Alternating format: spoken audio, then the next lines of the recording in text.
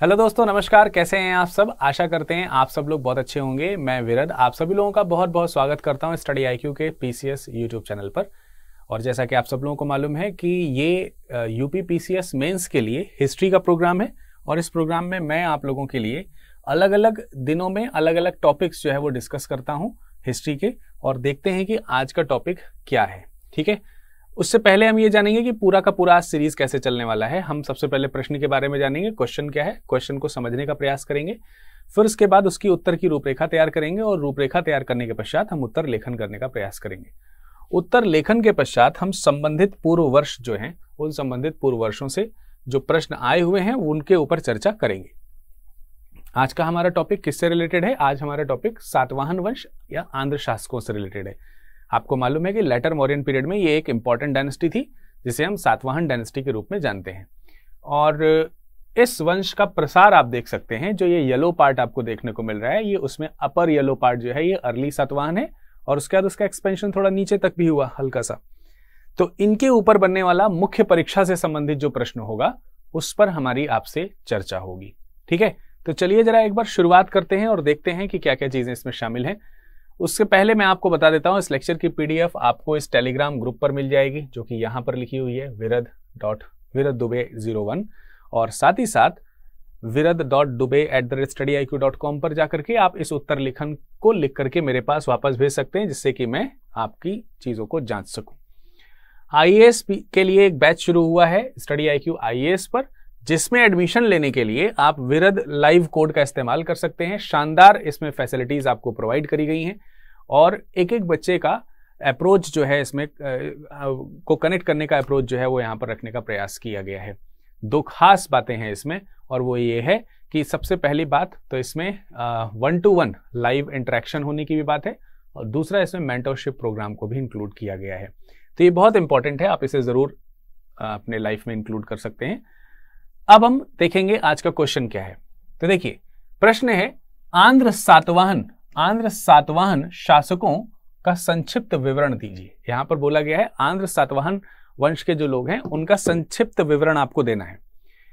तो हमें समझना है आंध्र अथवा सातवाहन एक ही तरीके की चीज यहां पर लिखी हुई दिखाई दे रही है हमें, और इन शासकों का हमें शॉर्ट में संक्षिप्त वर्णन देना है। इंग्लिश में बोला गया है give a brief account on the Andhras और सातवाहनाज, राइट। तो चलिए देखते हैं इसकी। सबसे पहले तो इस प्रश्न को समझने का प्रयास करें। जब हम प्रश्न को समझेंगे तो दो चीजों की सहायता से समझेंगे। पहला है प्रश्न का मूल प्रसंग और दूसरा है प्रश्न की मूल प्रकृति क्या है। प्रश्न के मूल प्रसंग की जब हम बात करते हैं तो हमें यह समझना होता है वास्तविक रूप में कि प्रश्न में किस चीज को हाईलाइट किया गया है, किस चीज के इर्द गिर्द चीजों को जानने का प्रयास किया जा रहा है। और जब प्रश्न की प्रकृति की बात करते हैं तो हम ये जानने का प्रयास करते हैं कि वो जो हाईलाइटेड टर्म जो था उसके बारे में कैसी नॉलेज निकलवाना चाहते हैं उस प्रश्न पत्र के माध्यम से, उस क्वेश्चन के माध्यम से। तो चलिए शुरुआत करते हैं और देखते हैं सबसे पहले इसमें हाईलाइटेड पॉइंट्स जो हैं वो हैं क्या। आंध्र सातवाहन, एक तो पॉइंट हमको यहां पर ये देखने को मिलता है। जब हम बात करते हैं यहां पर देखिए क्वेश्चन क्या था, क्वेश्चन था हमारे पास में आंध्र अथवा सातवाहन शासकों का संक्षिप्त विवरण दीजिए। तो स्वाभाविक सी बात है कि हमको यह बताना पड़ेगा कि आंध्र सातवाहन वंश है क्या, उसके इर्द गिर्द की चीजें हमें समझानी पड़ेंगी। साथ ही साथ उसके शासकों का वर्णन करना है तो उनके शासकों के बारे में बताना पड़ेगा हमको। तो हमको यह समझ में आ गया कि सेंटर जो है उस पॉइंट का या प्रश्न का वो क्या है कि सातवाहन वंश के बारे में उसके शासकों की व्याख्या करते हुए बताइए। तो जब हम पहले वाले पॉइंट में जा रहे हैं तो हम कहीं ना कहीं क्षेत्र की बात कर रहे हैं कि सातवाहन रीजन जो है वो कहां पे पड़ेगा, या सातवाहन का जो रीजन है वो कहां से है, कहां पर है, और इसका ओरिजिनेशन कैसे हुआ है, ये सारी चीजें डिस्कशन होंगी। साथ ही साथ उस क्षेत्र का एक्सपेंशन कैसे हुआ और किन किन राजाओं के माध्यम से हुआ है, वो चीजें हमको इनके माध्यम से आपको क्लियर करनी पड़ेंगी। तो ये तो हमें ये बात पता चल गई। अगली बात हमको ये समझना है कि इनके बारे में हमें संक्षिप्त विवरण देना है, ब्रीफ अकाउंट देना है। इसका मतलब प्रश्न करने वाले व्यक्ति ये जानते हैं कि ये डिटेल बहुत ज्यादा बड़ी है, लेकिन फिर भी आप संक्षेप में बताइए क्या जानते हैं। तो संक्षेप में जब बताने की बारी आती है तो हम जो हाईलाइटेड पॉइंट्स होते हैं उनको लिखते हैं, और ऐसे प्रश्नों में आप बुलेट पॉइंट बना करके लिख सकते हैं, क्योंकि आपको कोई चीज का संक्षिप्तीकरण करना है। चाहे तो 2 से 3 पैराग्राफ्स का भी इस्तेमाल किया जा सकता है। क्वेश्चन लिखने से पहले ड्राफ्टिंग किस प्रकार की है इस प्रश्न की, आइए इस ड्राफ्टिंग को समझते हैं। ड्राफ्टिंग है हमारे पास में आंध्र अथवा सातवाहन शासकों का संक्षिप्त विवरण दीजिए। ये क्वेश्चन था। अब इसकी ड्राफ्टिंग में सबसे पहला पॉइंट हमारे पास में आएगा, सबसे फर्स्ट पॉइंट आएगा आंध्र सातवाहन वंश की थोड़ी सी डिटेल करना। और इस डिटेलिंग में हम क्या बताएंगे कि कहां से इसका प्रारंभ हुआ है, कहां से प्रारंभ हुआ है, कहां से प्रारंभ होने का मतलब कैसे इसका उद्भव हुआ, उद्भव यानी कि ओरिजिनेशन कैसे हुआ है, और इसका जो प्रसार है वो कहां तक है, कब से कब तक ये रहा। अगर आप इसकी डिटेल बता सकते हैं तो बता दीजिए, कब से कब तक, कब तक, या फिर ओवरऑल रूलिंग कितने वर्ष हुआ, कितने वर्ष तक शासन किया, इत्यादि पॉइंट्स हमको इसके अंतर्गत रखने चाहिए। ऐसी ड्राफ्टिंग हमें बनानी चाहिए। इसके अलावा अगर हम बात करते हैं, इसके अलावा बात करें तो शासकों की बात करेंगे। और आपको मालूम है कि जो सातवाहन वंश के जो रूलर्स थे उसमें से बहुत सारे रूलर्स इंपॉर्टेंट रूलर्स के रूप में जाने जाते हैं। तो जो महत्वपूर्ण शासक हैं जिनके बारे में आप जानते हैं अच्छी तरीके से, उनको लिखिए यहां पर सिमुख। अब देखो, पहले तो ये समझ लो कि ये क्वेश्चन थोड़ा स्टैटिक है, मतलब इसमें आप चीजें जानते होंगे तो लिख पाएंगे, नहीं जानते होंगे तो नहीं लिख पाएंगे। ये वाला ऐसा पॉइंट, जैसे मान लेते हैं सातवाहन राजाओं के बारे में हम जानते ही नहीं है तो हम क्या लिखेंगे, तो इस तरीके का ये पॉइंट है। लेकिन अगर आप थोड़ा बहुत जानते हैं तो आप इसे कनेक्ट जरूर करिए, अप्रोच जरूर करिए। जैसे मान लेते हैं कि 3 ही राजा के बारे में इसके बारे में जानते हैं तो 3 ही राजा लिखिए, पर लिखिए, ठीक है। सिमुख, इसी तरीके से कृष्ण, इसी तरीके से श्री शातकर्णी, ये सारे रूलर्स हैं जो 1 बाय 1 यहां पर आएंगे अगले रूलर्स के तौर पर। फिर हम नरेश हल या हाल की बात करेंगे, गौतमीपुत्र शातकर्णी की बात करेंगे, श्री पुलमावी की बात करेंगे और यज्ञश्री की बात करेंगे। ऐसे करके अलग अलग रूलर्स के बारे में बता देंगे। यही संक्षिप्तीकरण है, यही पूछा जा रहा है। तो आपको क्या पता चल गया ड्राफ्टिंग कैसे होगी आंसर की, ये ड्राफ्टिंग का पैटर्न होना चाहिए। एक आइडियल ड्राफ्टिंग का पैटर्न ये है। अब हम अगर क्वेश्चन की आंसर राइटिंग की तरफ बढ़ते हैं कि आंसर राइटिंग कैसे करी जाए, तो आइए जरा इसको समझते हैं। सबसे पहले देखिए मैंने क्या बताया है, इसके बारे में अगर कोई रेफरेंस है तो रेफरेंस जितना ज्यादा अगर आप डालेंगे अपने लेखन में, उतना ज्यादा आप अपने पॉइंट को फैक्ट में कन्वर्ट कर देंगे।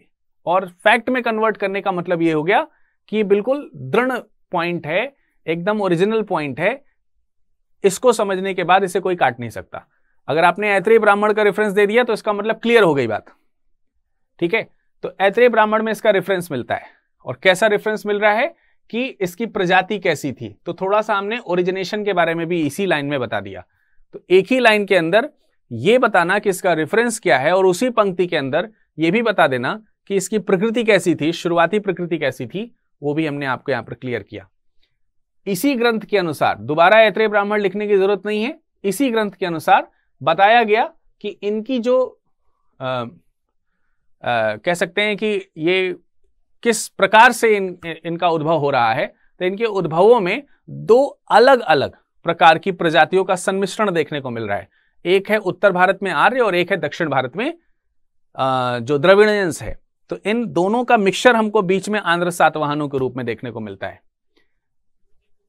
प्रारंभ में मैंने आपको ये बताया है कि इनका निवास स्थान क्या है, तो आप निवास स्थान भी इसमें रख सकते हैं। राजधानी अगर आपको मालूम है तो राजधानी के बारे में लिख सकते हैं। एक और रेफरेंस देखिए मैंने लिखा हुआ है कि सातवाहन मौर्यों से स्वतंत्र होने के पश्चात 430 वर्षों तक शासन किए हैं। इस लाइन को लिखने का उद्देश्य क्या था? इस लाइन को लिखने का एकमात्र उद्देश्य यह था कि मैं ये बता सकूं कि सातवाहन रूलर्स जो हैं वो पहले मौर्यंस के अंतर्गत ही आते थे, यानी मौर्यंस से स्वतंत्र होकर के ये सातवाहन बन रहे हैं। पहले भी रहे होंगे, लेकिन आपको मालूम है कि जब मौर्यंस एस्टैब्लिश होते हैं रूलर्स के तौर पर, तो वो अखंड भारत का निर्माण करते हैं, यूनाइटेड इंडिया का निर्माण करते हैं। तो उस समय के यूनाइटेड इंडिया में ये अंदर है, उड़ीसा की तरह पृथक नहीं है। इसमें कुल 30 शासक हुए, और इनमें से जो इंपॉर्टेंट हैं वो नीचे हम लोग या आगे हम लोग बताने जा रहे हैं। इसके बारे में आगे चलिए समझते हैं। सबसे पहला नाम आया शिमुख का, और शिमुख का हमने टाइम पीरियड लिख दिया। अगर याद है तो ठीक है, नहीं याद है तो टाइम पीरियड मत लिखिए, कोई दिक्कत नहीं है, फिर सभी में मत लिखिए। वंश का प्रथम राजा जिसे शिशुक या सिंधुक भी कहा जाता है, उसी को हम सिमुख भी कहते हैं। तो इसके अन्य नाम भी मैंने बता दिए, और ये वंश का पहला राजा ये भी मैंने बता दिया। यहां पर यही बताना चाह रहा हूं कि कैसे आप अपने अच्छे अच्छे शब्दों को लिख सकते हैं। एक रेफरेंस यहां भी दिया है मैंने वायु पुराण का, और वायु पुराण के अनुसार सिमुख ने सुशर्मा की हत्या करी और मगध राजवंश प्राप्त कर लिया। कंडवंश, शुंग वंश, कर्ण वंश ये आपने सुने होंगे, और फिर आकर के आपका ये दक्षिण में सातवाहन वंश है। शीघ्र ही शिमुख की मृत्यु हो गई, और उसके बाद उसका बेटा जो है वो गद्दी पर बैठा। मैं आपको फिर बता दूं कि क्वेश्चन में संक्षिप्त विवरण देने के लिए कहा गया था, तो आप पूरी लाइफ हिस्ट्री नहीं लिख सकते हैं कि इनकी माता कौन थी, पिता कौन थी, कहां से आए, कैसे आए, बहुत ज्यादा चीज आप नहीं बता सकते हैं। मोस्ट इंपॉर्टेंट जो चीज होंगी उसी को आप यहां पर हाईलाइट करेंगे आंसर में। कृष्ण के बारे में बता रहे हैं तो ये उसका छोटा भाई है और जिसने लगभग 18 वर्ष तक शासन करते हुए राज्य को दक्षिण भारत की ओर फैलाने का काम किया, ये इसकी इंपॉर्टेंस है। तो दूसरा पॉइंट भी मैंने यहां पर कंक्लूड कर दिया। तीसरे पॉइंट को लेकर चलेंगे तो शतकर्णी की बात आएगी, जिसका नाम है श्री शतकर्णी, और एक है यज्ञ श्री शतकर्णी, अलग अलग नाम है इनका। टाइम पीरियड ये है और सिमुख का ये भी पुत्र है, तो दूसरा बेटा है ये। दूसरे बेटे के बारे में बताया जाता है कि ये सबसे प्रतापी शासक है, यानी कि सातवाहन वंशों में अगर सबसे प्रतापी कोई शासक है तो वो कौन है, वो श्री शतकर्णी है। और इसने एक्सपेंशन कहां तक किया है, हैदराबाद, बरार, मध्य प्रदेश, इन जगहों पर इन्होंने अपना जो कह सकते हैं कि पूरा का पूरा ये साम्राज्य है उसका विस्तार किया है। ठीक है। नाना घाट शिलालेख, देखिए नाना घाट शिलालेख या नाना घाट शिलालेख ये बहुत इंपॉर्टेंट है, एक रेफरेंस के तौर पर लिया जाता है सातवाहनों के, और इनसे पता चलता है कि इनकी पत्नी का नाम क्या है, नागनिका। नागनिका जो है ये महाराष्ट्र की रहने वाली थी, और ये वाला जो शिलालेख है ये नासिक में है। ये कहां पर है, नासिक में। ठीक, ये शिलालेख कहां पर है, नासिक में है ये शिलालेख। तो आपको ये भी ध्यान रखना है थोड़ा, अब हो सकता है कि आप ये लिख दें नासिक स्थित नाना शिलालेख, तो ये और ज्यादा अच्छी बात है। नागनिका से विवाह किया और महाराष्ट्र में इन्होंने अपना प्रभुत्व स्थापित कर लिया, तो वेस्टर्न कोस्टल रीजन के हिस्से को भी इन्होंने कवर किया है। इसी वजह से आप देख सकते हैं नॉर्थ से लेकर के मध्य प्रदेश वाला जो एरिया वहां से लेकर के साउथ में महाराष्ट्र तक के जा रहे हैं। इसी वजह से इनका टाइटल है दक्षिणापथपति, इनको कहा गया। दक्षिण के पथ के मालिक हैं ये, साउथ की ओर जो रास्ता जा रहा है, तो दक्षिणापथपति का इनको टाइटल दिया जाता है। इन्होंने कुछ समय बाद अपनी राजधानी औरंगाबाद भी कर ली थी, जो प्रेजेंट टाइम में औरंगाबाद है वो। इसके बाद अगला राजा है हाल, और हाल की फेम जो है वो इस वजह से है कि इन्होंने एक किताब लिखी थी। ये साहित्यिक प्रवृत्ति के व्यक्ति हैं और इन्होंने एक बुक लिखी है, एक कविता है पर आधारित है, वो कवि हैं ये, और उस बुक का नाम है गाथा सप्तशती। आप इसे हाईलाइट कर सकते थे जैसे ये हाईलाइटेड है, ठीक है, या इसे सप्तशतक काव्य भी कहते हैं। तो सप्तशतक काव्य या गाथा सप्तशती की रचना जो है वो नरेश हाल ने करी है, जो कि सातवाहन शासक हुआ करते थे। इसी तरीके से गौतम पुत्र शतकर्णी की बात आती है। गौतम पुत्र शतकर्णी से कई बार एग्जाम में क्वेश्चन पूछा भी गया है, और जहां तक मुझे याद आ रहा है 2019 में शायद मेंस में इस पे प्रश्न बना था, जहां तक याद आ रहा है, लेकिन 2018-19 में से कोई एक वर्ष ऐसा है। 50 वर्ष तक विदेशियों के अधीन रहने के उपरांत सातवाहनों ने गौतम पुत्र शतकर्णी के अधीन, यहां पर 2 बार लिख गया, फिर से शक्ति प्राप्त कर ली। तो यहां पर आप देखोगे ये जो हाल है नरेश हाल, इसके बाद का जो समय है वो थोड़ा सा गायब हो गया है। आप टाइम में डिफरेंसेस भी देख पा रहे होंगे, 24 ईस्वी है यहां पर, आप देख सकते हैं ना। तो ये थोड़ा सा समय जो है यहां पर